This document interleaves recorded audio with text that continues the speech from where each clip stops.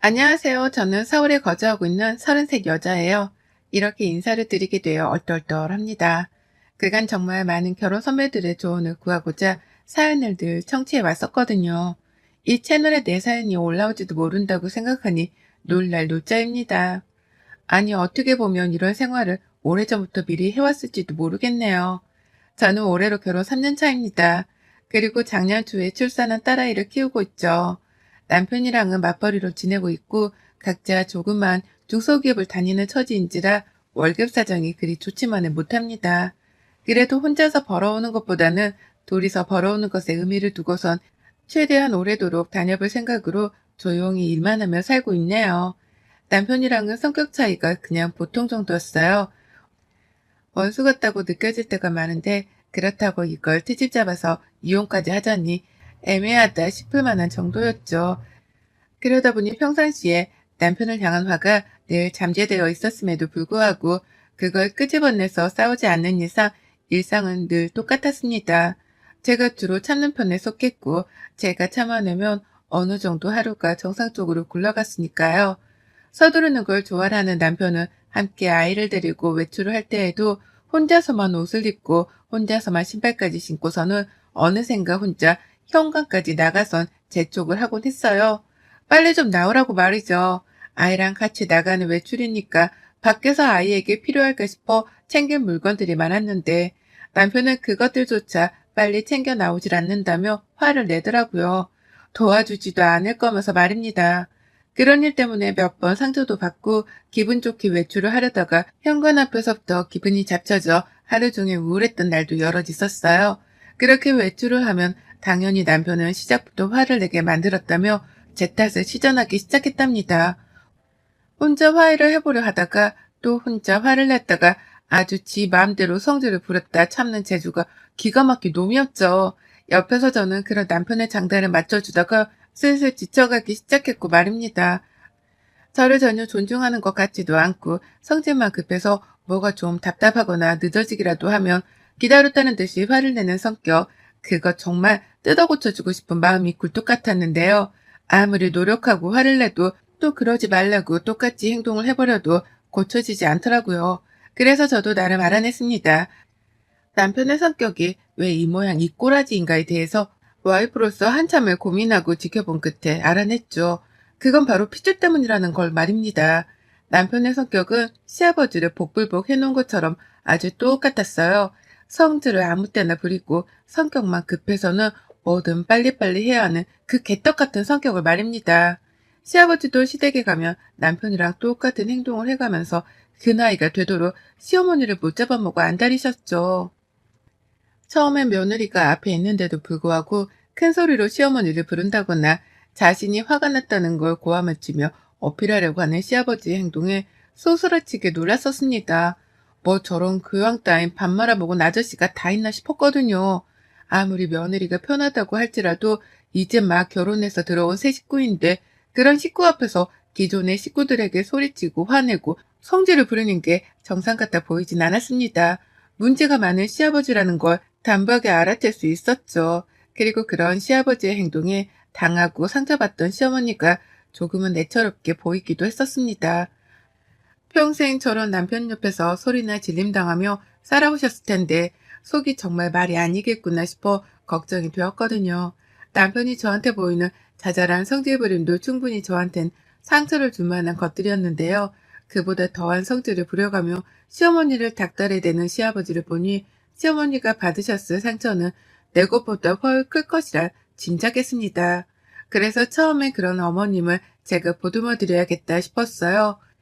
이왕이면 성격이 잘 맞을 것으로 보여지는 어머님이랑 둘이서 따로 자주 만나 조용히 힐링을 하는 시간도 갖고 서로의 남편으로부터 당하는 힘든 점들에 대해서 공유하고 공감을 하며 스트레스라도 풀고자 했습니다. 이런 얘기는 남들 앞에서 쉽게 할 수 없잖아요.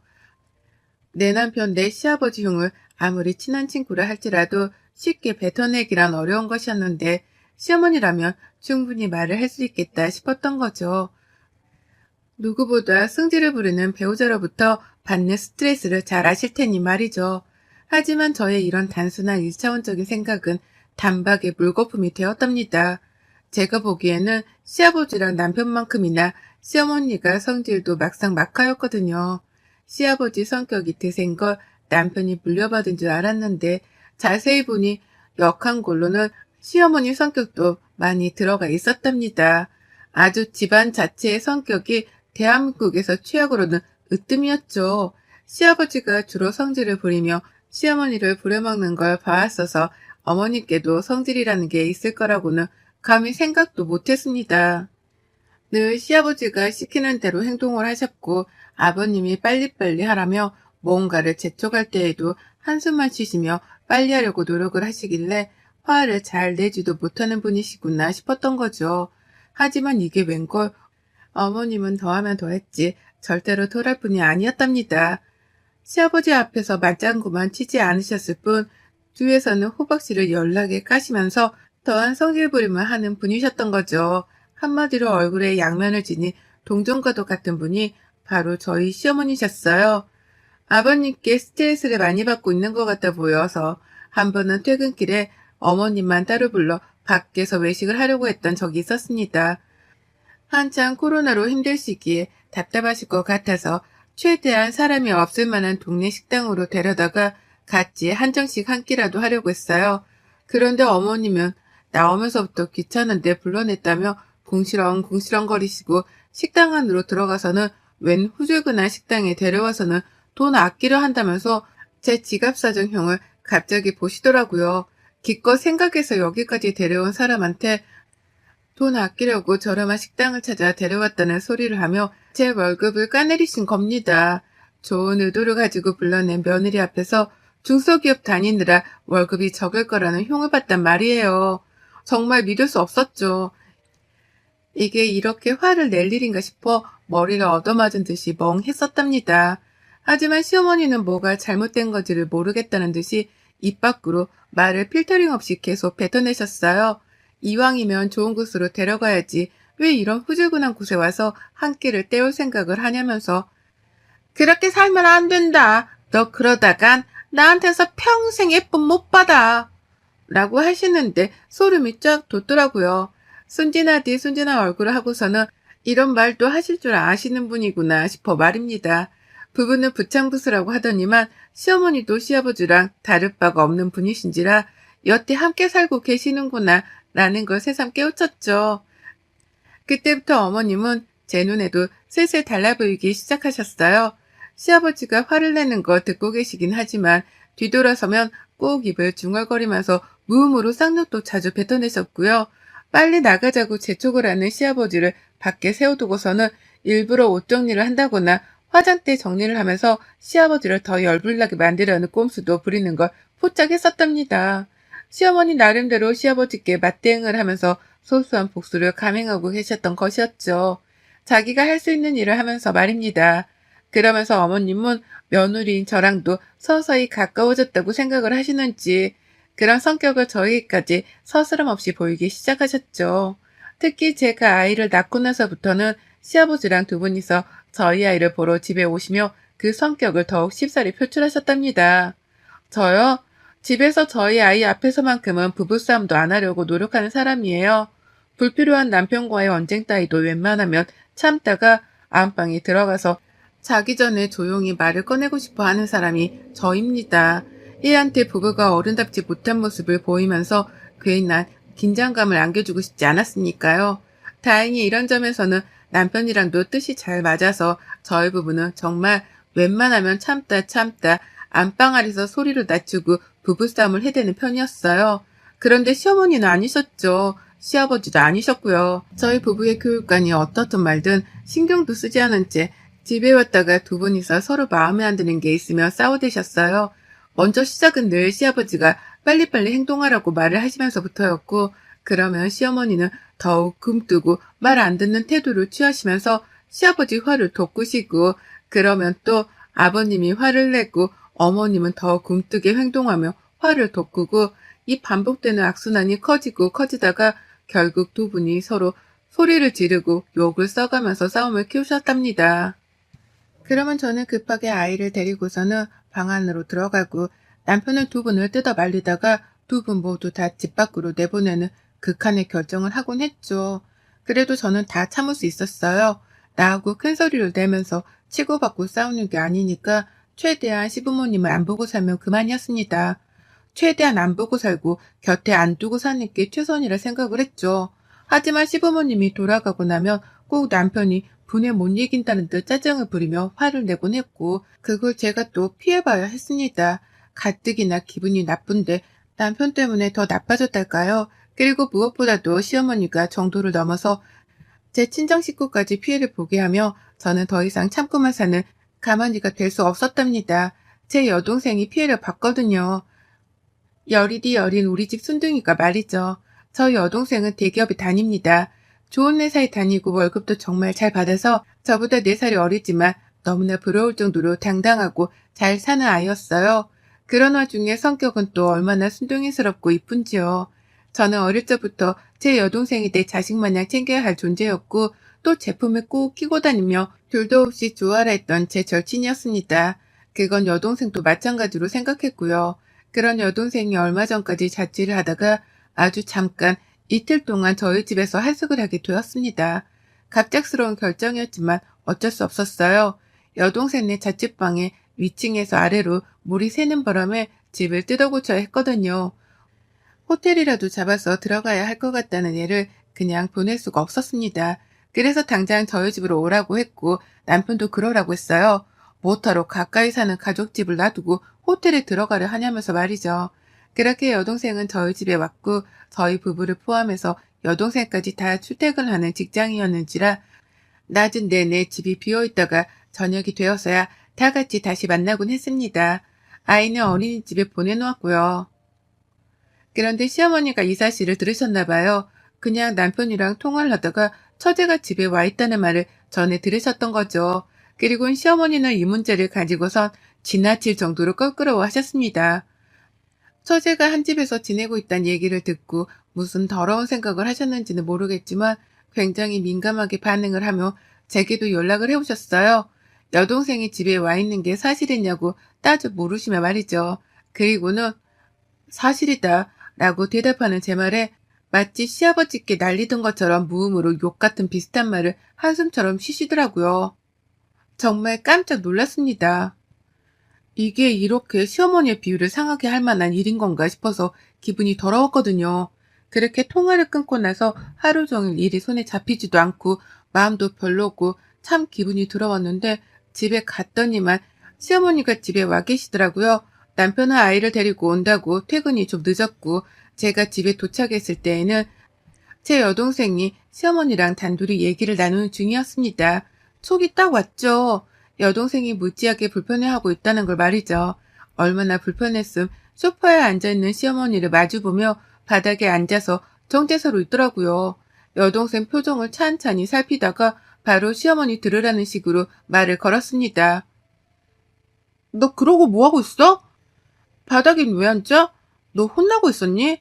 라고요. 딱 꼴이 혼나는 것처럼 보이던 바람에 저도 덩달아 기분이 더러워서 여동생에게 쏘아대듯 물었습니다. 내가 내 여동생을 직접 혼내는 건 괜찮지만 피 한 방울 안 섞인 생판 남인 내 여동생에게 혼을 낸다거나 막말을 퍼붓는 것은 절대로 눈뜨고 못 볼 일이었으니까요. 그러자 여동생은 이 언니의 마음을 충분히 안다는 듯 대답을 했어요. 아, 내가 여기 오면 안 되는 거였는데 라고 말이죠. 순간 피가 거꾸로 솟더라고요. 시어머니가 여동생한테 집에 온 걸 문제 삼은 게 분명해 보였으니까요. 설마 내 여동생한테 집으로 돌아가란 개소리를 씹으렸나 싶어서 눈깔이 막 돌아가려는 그참에 시어머니가 또다시 시아버지께 하던 행동을 보이셨습니다. 눈앞에서 대놓고 화를 내거나 목소리를 높이는 건 절대로 아닌데 입모양으로 소리를 내면서 묵음으로 욕을 내뱉는 그 행동을 저랑 제 여동생 앞에서 보이신 거예요. 기생충이야 뭐야? 라고 하면서 말입니다. 그 순간 기생충이라는 단어를 듣는 그 순간 알 수 없는 분노가 제 온몸을 휘감았습니다. 내 집에 와서 내 자식 앞에서 부부싸움을 하실 때에도 제가 죽자 살자 참아가며 성질을 죽였었는데요. 이번만큼은 이 분노가 참아내지질 않더라고요. 확 열이 한 번 받아서는 머리가 새하얘졌습니다. 그리고 본능적으로 되물었어요. 뭐라고요? 기생충? 라고 말이죠. 여동생은 제가 빡친 걸 직감했는지 언니 나 갈게. 그냥 네가 가면 돼. 라고 하면서 최대한 싸움을 말리려고 했습니다. 그게 최선이라고 생각을 한 거였죠. 하지만 전 아니었어요. 평생 시어머니라 부르면서 얼굴을 마주보고 살아야 하는 아줌마 입에서 내 여동생을 향해 기생충이라는 단어가 튀어나왔다는 걸 그냥 두고 보고 넘길 수 없었답니다. 이제라도 안 보고 살거나 이제라도 따끔하게 홍군형을 내주고 길을 눌러주거나 둘 중 하나는 해야겠다 싶었어요.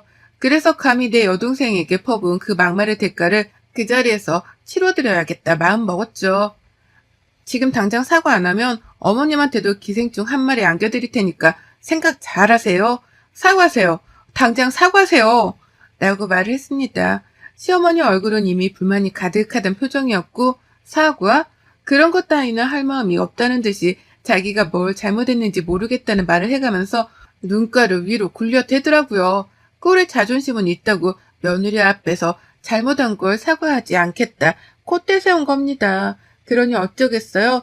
말도 안 통하고 마주하고 싶지도 않은 이 꼴불견 시어머니께 평생 속죄하도록 벌을 안겨드려야겠다 싶었죠. 바로 손절을 때렸습니다. 사과 안 하실 거죠? 안 하셔도 돼요. 근데 안 하실 거면 제 입에서 어머님 소리는 못 들을 각오는 하셔야죠. 나가세요. 당장 내 집에서 나가. 라고 막말을 뱉어버렸어요. 존댓말? 그딴 애입 따위는 차리고 싶지도 않았습니다. 당장 내 집에서 나가라며 제 여동생이 보는 앞에서 시어머니께 면박을 주면서 쫓아내버렸어요. 어머님은 남편한테서 듣던 호통을 며느리한테서까지 들었다는 게 열불이 났는지 환멸이 난다는 표정을 지으며 궁시렁대다 집을 나가버리셨고요. 그리고 전 그날까지도 남편 앞에서는 아무런 티를 내지 않았지만 여동생이 집수리를 마치고 자취방으로 돌아가자마자 기다렸다는 듯이 남편과 관계 정리를 했습니다. 네, 이혼을 하겠다고 선포를 했어요. 갑자기 이혼이 웬 말이냐면서 남편은 믿지도 않으려 하고 그러다 결국 체념하고서는 그러지 말라며 이혼 소리를 찢어버리며 절 붙잡더라고요.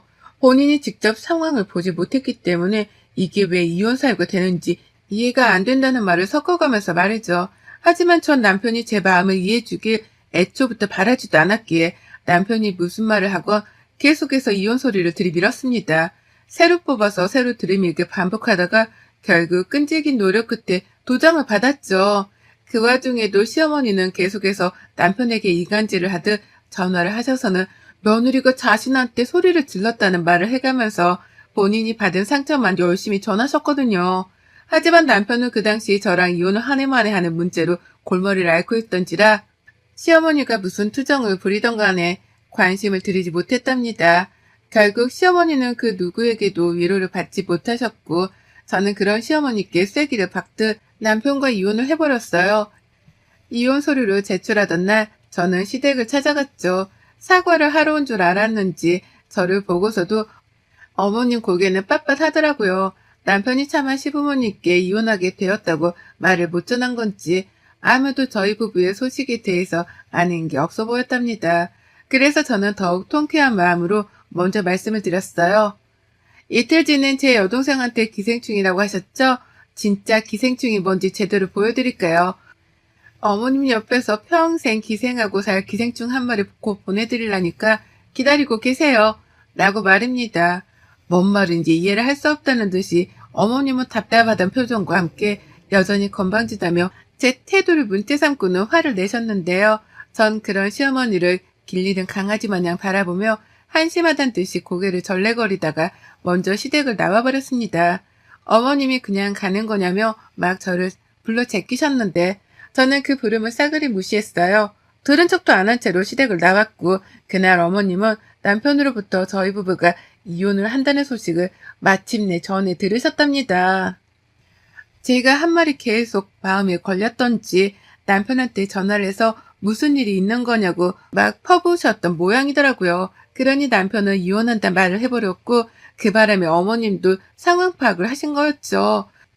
며느리가 말한 그 기생충이 바로 자신의 나이 먹은 아들이란 사실을 말입니다. 다 큰 아들이 이제 와서 이혼을 하고 재산분할을 한다며 집에서 쫓겨나 자기 집으로 도로 들어올 것이라 생각을 하셨던지 급하게 전화를 해오시더라고요. 제가 말한 그 기생충이 자기 아들을 말하는 거냐는 질문까지 문자로 보내가면서 말이죠. 그래서 제가 어쩌겠어요? 네, 그 기생충이에요. 라고 대답을 했더니만 펄쩍 뛰면서 또 난리 한바탕 하셨습니다. 자기 때문에 이혼을 하는 거냐면서 이제 와서 왜 그러냐고 모르는 척 대충 사과하고 넘기려 하는 거예요. 그래서 약이 올라 어머님 때문에 어머님 아들이랑 이혼해요. 제 여동생한테 기생충이라 하신 거 아직 사과 안 하셨죠? 저도 어머님 아들 기생충으로 보내드리는 것에 대해서 사과할 생각은 없으니까 어디 한번 옆에 끼고 잘 키워보세요. 어머님 기생충 곧 어머님 댁으로 들어갑니다. 라고 말씀드리고 전화를 끊었네요. 남편이랑은 합의 따위는 없다며 바로 재산분할도 들어갔고 꼴랑 몇백씩 벌어오는 직장인들이었지만 가지고 있던 전세금이랑 그간 모아둔 생활돈까지도 싹 다 분할을 해버렸습니다. 제가 아이를 키우는 조건으로 혹시나 싶어서 양육비 소송을 걸 준비를 하자 남편은 왜 이 문제를 소송까지 가려 하냐면서 벌벌 기며 양육비를 주겠다고 자진해서 합의를 해오기 시작했어요. 시작은 비록 시어머니의 막말 한마디 때문이었지만 어떻게 보면 결국 저희 부부는 이혼을 할 팔자였던 것 같습니다. 원체 서로 맞지도 않고 또 시어머니의 시아버지까지 성격이 하도 별나서 제가 받던 스트레스가 이미 한도를 초과했거든요. 이왕 이렇게 된 거 저는 기생충이라는 말을 듣기까지 한 제 여동생한테 사과를 하며 혼자서라도 스트레스를 덜 받고 살아볼까 해요. 이왕이면 성격 별난 사람들 옆에서 멀리 떨어져서는 온순하게 제 성격대로 살아보고자 최선을 다할 겁니다. 그간 정말 드세고 급한 성격의 시댁 것들 때문에 별별 눈치를 다 보고 살았는데 이제서야 숨통이 트입니다. 이 시원한 기분을 그대로 사연에 담았는데 구독자님들도 똑같이 느껴주셨으면 좋겠네요. 혼자서 키울 아이를 생각하면 막막하지만 그 어느 때보다 주변 사람들의 응원을 받아가며 힘차게 새 출발을 준비하고 있습니다. 그 기운 담아서 좋은 일만 가득했으면 좋겠어요. 여러분의 생각은 댓글로 남겨주세요. 오늘도 시청해 주셔서 정말 감사합니다.